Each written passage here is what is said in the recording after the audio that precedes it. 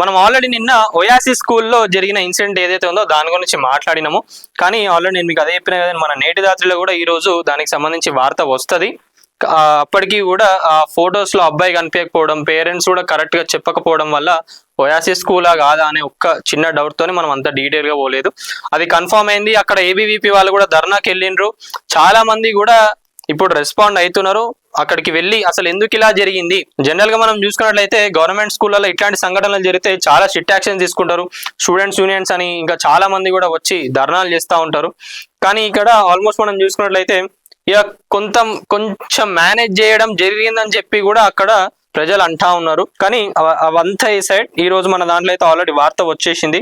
Oasis స్కూల్లో నిన్న జరిగిన ఇన్సిడెంట్ ఏంటంటే, ఒక మాటలు రాని చిన్న బాబు యూకేజీ పీపీ2 చదివే అబ్బాయిని అక్కడ మాస్టర్ కొట్టడం జరిగింది. దానికి మనం సంబంధించి ఆల్రెడీ ఆ ఫొటోస్ కూడా చూపించినాం. ఏంటంటే మొత్తం చర్మం కూడా కమిలిపోయింది, మీరు చూసుకోవచ్చు.